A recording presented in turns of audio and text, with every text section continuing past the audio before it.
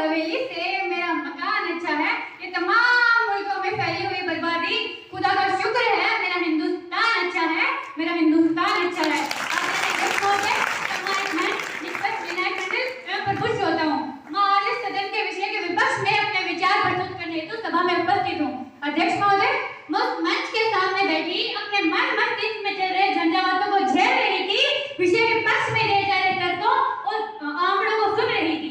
तब मेरे दिमाग में ये आया कि या तो मैं धर्म को ताक पर रखती और अपने प्रतिपक्षी मित्रों की जुबान से जुबान मिलाकर मैं बातें करती, लेकिन महोदय मैं उच्च शिक्षण संस्थानों में ध्रुवीकरण को लोकतंत्र के लिए घातक नहीं मान सकती, खतरा नहीं मान सकती, क्योंकि लोकतंत्र जनता का, जनता के लिए, जनता द्वारा चुना गया वो शासन है जहाँ सभी विचारधाराओं के लोग रहते हैं, सभी धर्मों के लोग रहते हैं। तो उनमें से कुछ विचारधारा वाले लोग जो हीन भावना की दृष्टि रखते हैं, वो धार्मिक ध्रुवीकरण या कुछ राजनीतिक कोई भी ध्रुवीकरण करते हैं, उन्माद फैलाते हैं, तो वो लोकतंत्र के लिए घातक नहीं होते, वो घातक अपने आप के लिए। और मुझे आज भी मेरे लोकतंत्र पर भरोसा है, लेकिन धीर सी भेदतंत्र पर नहीं। मुझे आज भी भारत के संविधान पर भरोसा है, लेकिन इसके रचनाकारों को अनपढ़ समझने वाले इंसान पर नहीं। और मुझे आज भी नैतिक और धर्म की शिक्षा, सच्ची धर्म की शिक्षा पर भरोसा है, लेकिन ध्रुवीकरण करने वाले ठेकेदारों पर नहीं। इतिहास गवाह महोदय, जब जब ध्रुवीकरण बढ़ा है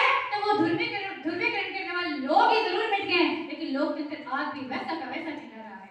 और मेरे मन में ये सवाल उठता है कि भारत का लोकतंत्र जो विश्व में सबसे बड़े लोकतंत्रों में से एक माना जाता है, वो इतना कमजोर तो नहीं कि ध्रुवीकरण करने वाले कुछ असामाजिक तत्व इसे विफल कर देंगे या नष्ट कर देंगे? कदापि नहीं महोदय।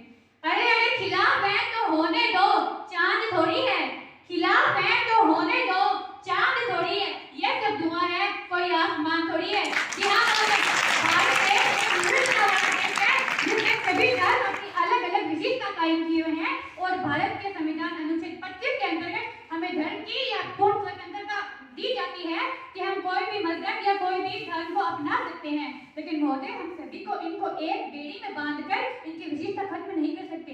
और जिस देश की शिक्षा ही अनेकता में एकता की बात करती है, वह अनेकता को नकारकर एक रूपता की बात करना तो भला कैसे उचित शिक्षण होगा? और आज हमने दावे के साथ कह सकती हूँ कि सदन में उपस्थित एक भी व्यक्ति इस बात पर राजी नहीं होगा कि भारत के हर एक नागरिक की सोच एक जैसी है। ये महज एक पोल कल्पना हो सकती है महोदय, लेकिन वास्तविकता नहीं।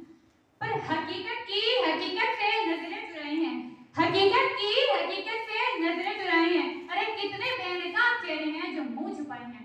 खैर, सत्ता की सियासत के शतरंज से दूर आपको विषय की गहराइयों की ओर लेकर चलती हूँ कि महोदय, धर्म इंसान के लिए बनाया गया है, इंसान धर्म के लिए नहीं। और एक सच्चे धर्म का अर्थ ये होता है कि वह दूसरे धर्मों की इज्जत करे, उसकी कदर करे, उसकी बेइज्जती नहीं। और महोदय, ये जो दूसरे धर्मों पर या ध्रुवीकरण करते हैं या कीचड़ उछालने का काम करते हैं, ये महोदय वास्तविक में आपराधिक प्रवृत्ति के होते हैं, धार्मिक या कोई सच्ची नैतिक प्रवृत्ति के नहीं। और इनकी ये सोच होती है कि अपना काम बनता तो भाड़ में जाए जनता। और मैं मेरे विपक्षी मित्रों के ज्ञान में थोड़ा सा वर्धन करते हुए मैं ये बताना चाहूंगी कि भारतीय दंड संहिता के अध्याय 15 में धारा 295 और धारा 298 बनाई गई है, जो ऐसे लोगों पर आसानी से शिकंजा कस सकती है।